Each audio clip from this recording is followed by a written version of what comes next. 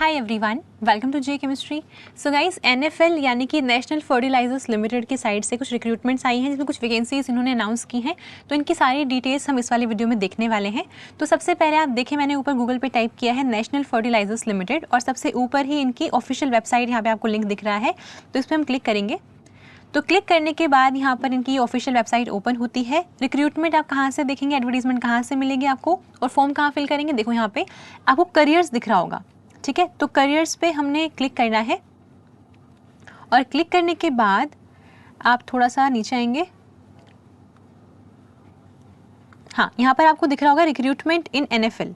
तो इस पर हम क्लिक करेंगे और सबसे ऊपर ही आपको दिखेगा यहाँ पे फर्स्ट सीरियल नंबर पे ही engagement of management trainees in NFL 2024।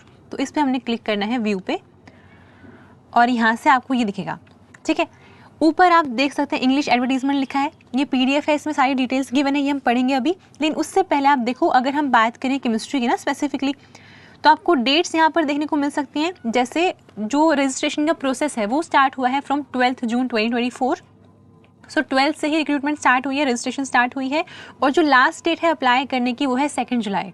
तो 2 जुलाई से पहले आपको जल्दी से फॉर्म फिल कर देना है अगर आप एलिजिबल हैं तो एज लिमिट क्या है, एजुकेशन क्वालिफिकेशन क्या मांगी गई है, नंबर ऑफ वैकेंसीज कितनी है, वो सारी डिटेल्स हम इस वाले वीडियो में देखने वाले हैं। बट अभी आप डेट्स का ध्यान रखेंगे। 12 से रजिस्ट्रेशन स्टार्ट हुई है, 2 जुलाई लास्ट डेट है, ठीक है। इसके बाद 4 जुलाई को एडिट विंडो ओपन होगी, इसमें अगर बाई चांस कोई मिस्टेक आपने कर दिया फॉर्म फिलिंग के टाइम पे, वो सिर्फ 1 दिन के लिए ओपन रहेगी। 4 को स्टार्ट हो रही है, 5 को विंडो क्लोज होगी। तो आपको इस टाइम में ही अगर कुछ एडिटिंग आपको करनी है, वहाँ पे कुछ इन्फॉर्मेशन आपकी गलत ऐड हो गई है, उसको आपने ठीक करना है, ठीक है। और जो कट ऑफ डेट है वो रहेगी 31 मई 20 जनवरी फरवरी मार्च अप्रैल मई, हाँ 31 मई 2024, ठीक है। तो ये कट ऑफ डेट क्या है इसके बारे में आपको आगे बताऊंगी वीडियो में, ठीक है। तो कट ऑफ का मतलब बेसिकली सिर्फ इतना सा है कि जो आपकी एजुकेशन क्वालिफिकेशन है, जो आपकी एज लिमिट है, वो 31 मई के हिसाब से देखी जाएगी, ठीक है। फिर अगर आपको अप्लाई करना है तो जो केमिस्ट्री की मैं स्पेसिफिकली बात कर रही हूँ उनके लिए ये वाली पोस्ट है मैनेजमेंट ट्रेनी केमिकल लैब, ठीक है। आप इस पर क्लिक करेंगे, अप्लाई नाउ, फिर अप्लाई करना स्टार्ट करेंगे। बट इससे पहले जो ये इंग्लिश एडवर्टीजमेंट यहाँ पे गिवन है वो हम देखेंगे। इस पर क्लिक करते हैं, ये एडवर्टीजमेंट आपके सामने ओपन होती है। ये सारी इसमें सारी डिटेल्स आपको गिवन है, ये सारी हम रीड करने वाले हैं, ठीक है। तो यहाँ पर ये एडवर्टीजमेंट है, इसमें ना मैं जो इंपॉर्टेंट चीज़ें हैं उनको हाईलाइट कर दिया है ताकि आप आराम से देख पाएँ इनको। तो जो ये रिक्रूटमेंट आई है वो आई है 12 जून को। और जो एनएफएल है यानी कि नेशनल फर्टिलाइजर्स लिमिटेड, ये एक गवर्नमेंट ऑफ इंडिया अंडरटेकिंग है और साथ में ये नवरत्ना कंपनी है। इसमें ना आपका इंटरव्यू भी होना है, जिसमें क्या होता है पीएसयू है, क्योंकि तो पीएसयू में जो इंटरव्यूज़ होते हैं उसमें ना कई सारी चीज़ें पूछी जाती हैं। जैसे फॉर एग्जांपल ओएनजीसी का इंटरव्यू अगर आप देखेंगे तो मैंने वीडियो पे अपलोड करी हुई है ओएनजीसी के इंटरव्यू, आप देख सकते हैं। तो वहाँ पे ये पूछ सकते हैं आपसे कि नवरत्ना कंपनी क्या होती है। जैसे ओएनजीसी का मैंने नाम लिया, वो एक महारत्ना कंपनी है। तो क्वेश्चन इंटरव्यू में ये पूछा जा सकता है कि नवरत्ना कंपनी में और महारत्ना कंपनी में क्या डिफरेंस होता है, ठीक है। ये बात इंटरव्यूज़ के बाद आपको पता होनी चाहिए चीज़ें वाली, ठीक है। तो जो भी स्टूडेंट्स इसके लिए अप्लाई करेंगे और बाद में वो क्वालिफाई करेंगे एग्जाम और इंटरव्यू के लिए जाएंगे, तो आप ध्यान रखेंगे ये वाली चीज़। आपको एनएफएल की ऑफिशियल वेबसाइट ओपन करके उसमें जितनी भी डिटेल्स गिवन है आपको सब कुछ पढ़ के जाना है। मतलब उनकी वेबसाइट पर जो भी चीज़ें अवेलेबल हैं आपको सब पता होनी चाहिए, ठीक है। अभी स्टार्ट करते हैं।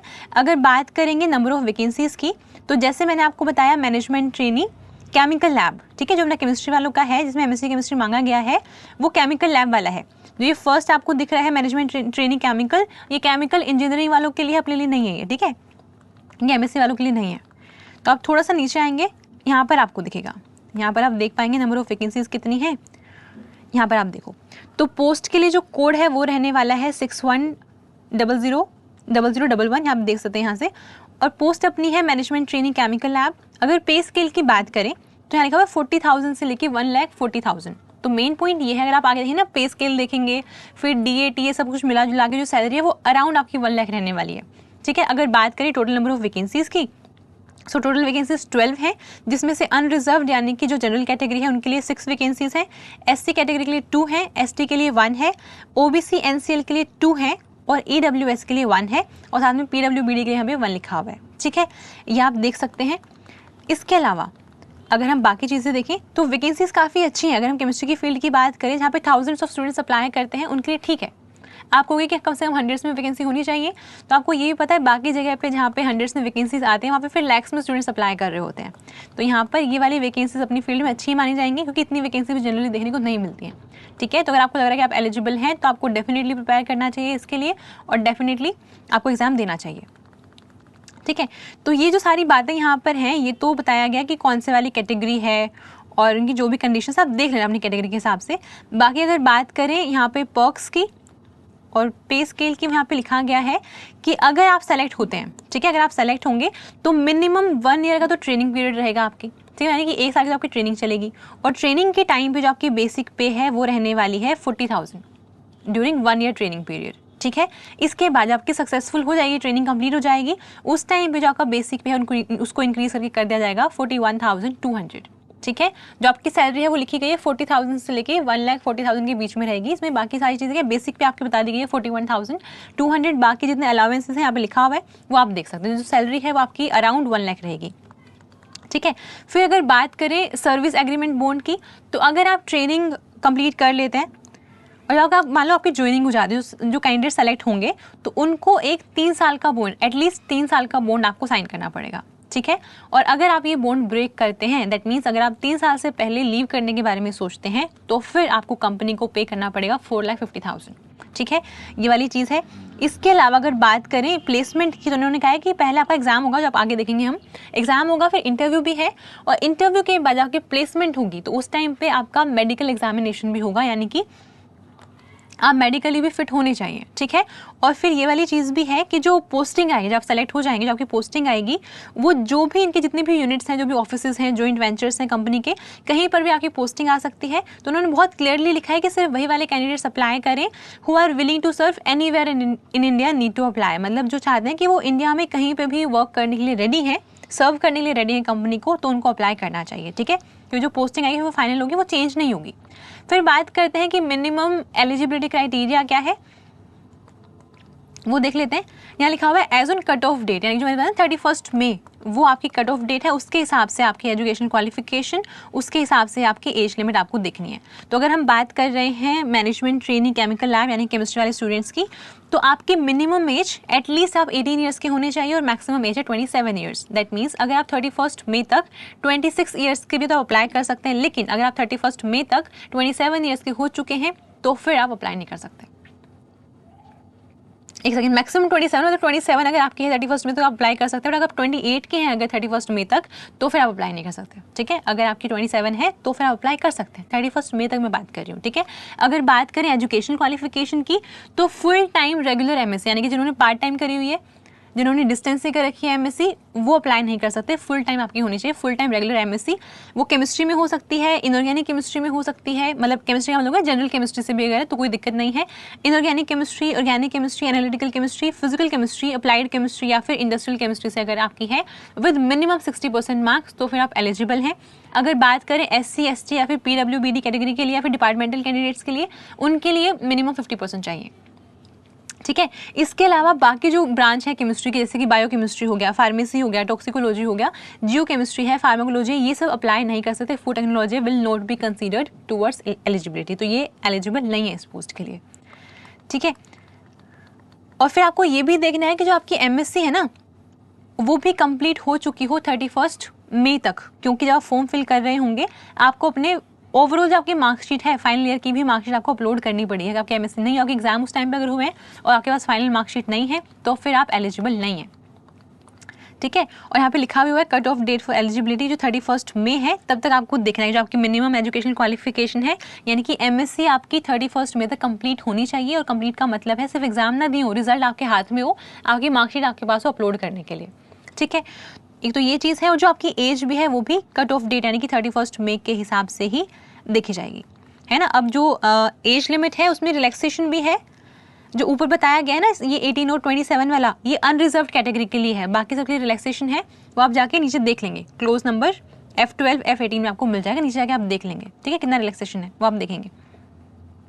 फिर ये वाली चीज़ है कि जैसे ऊपर बोलते हैं ना कि मिनिमम 60% मार्क्स चाहिए, तो उन्होंने कहा है कि it should be the aggregate of all semesters, मतलब सबका मिला के ऑन एन एवरेज आपके 60% मार्क्स होने चाहिए। ऐसा नहीं कि हर सेमेस्टर में 60 होने चाहिए, ऐसा नहीं है।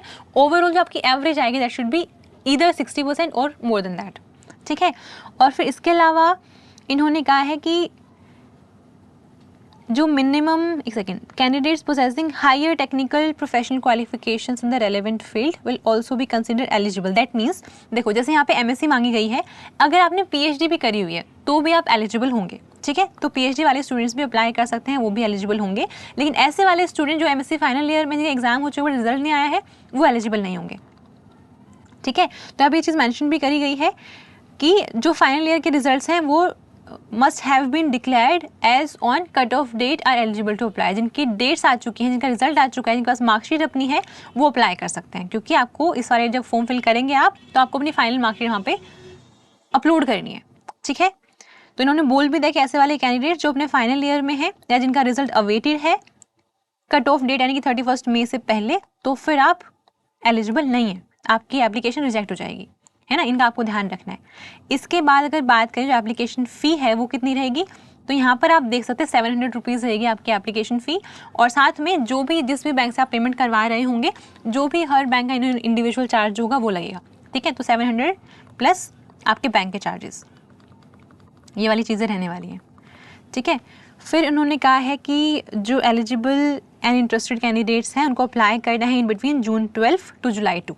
जुलाई 2 आपकी लास्ट डेट रहेगी। जितना जल्दी हो सके आपने अप्लाई कर देना है, लास्ट का बिल्कुल वेट नहीं करना है।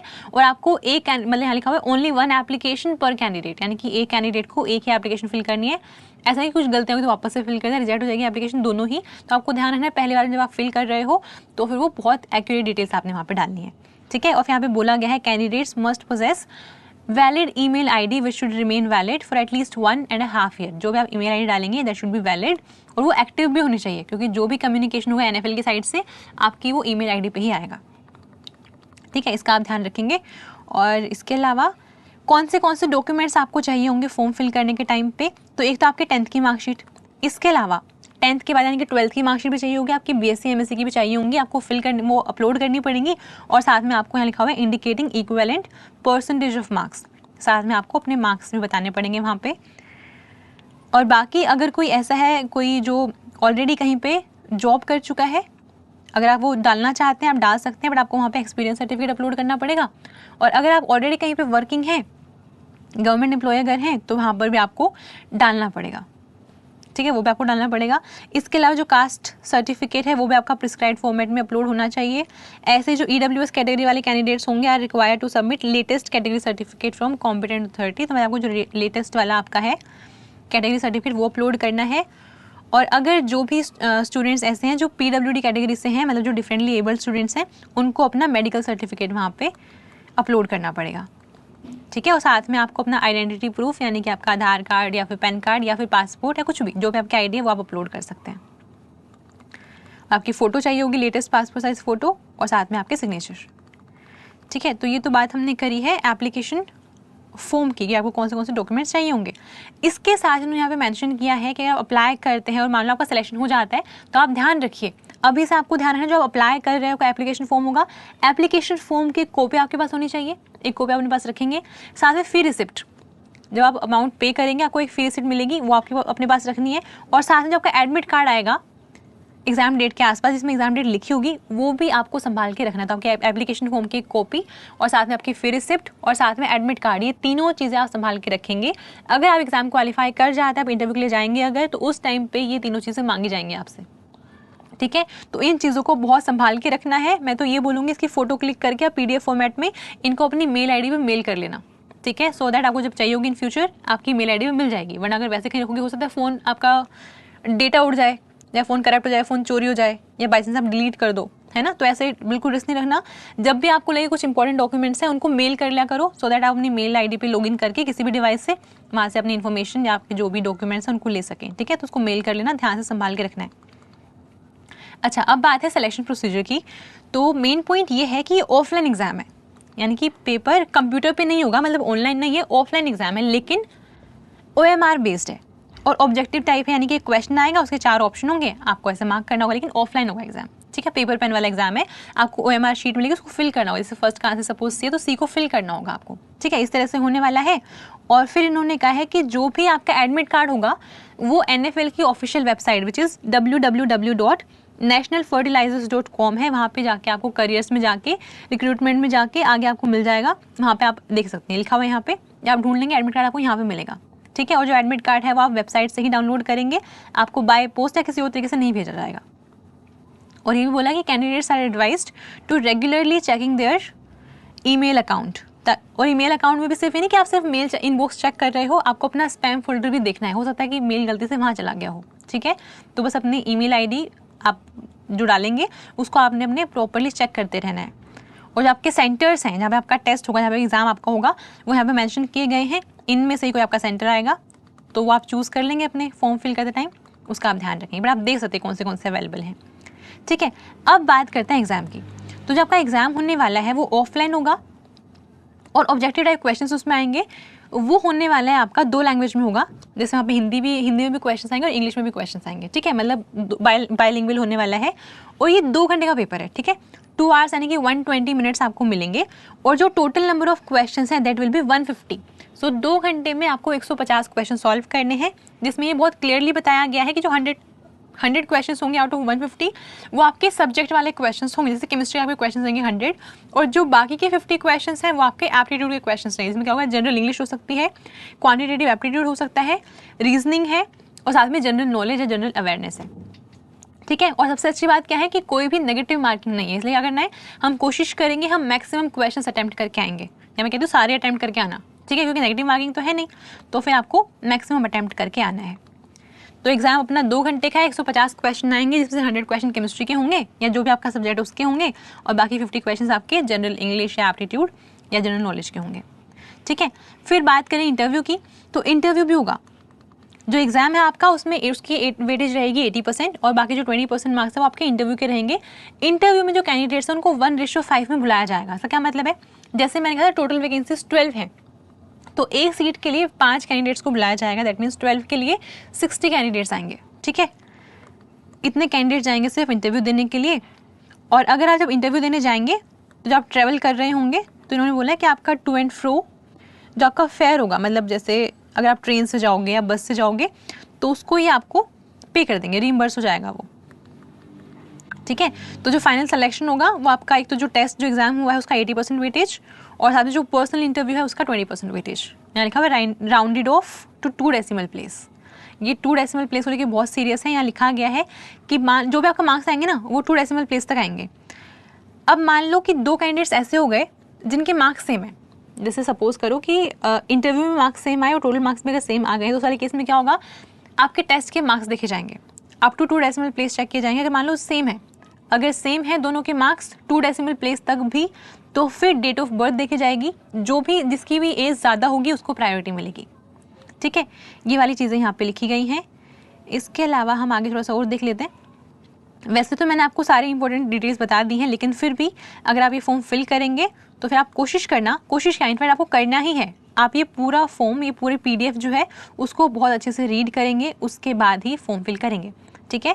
तो यहाँ पे मैंने आपको सारी डिटेल्स बता दी हैं। लास्ट में आपको वापस से इंपॉर्टेंट डेट्स दी गई हैं, वो आप देख लेंगे, ठीक है। सारी इंपॉर्टेंट चीज़ें हमने डिस्कस कर ली हैं। लास्ट में इंपॉर्टेंट है कि 12 जून से रजिस्ट्रेशन स्टार्ट हुई है, लास्ट डेट है 2 जुलाई, और अगर कोई मिस्टेक हो जाती है तो 4 को वापस से विंडो ओपन होगी, करेक्शन विंडो, और 5 को बंद हो जाएगी, ठीक है।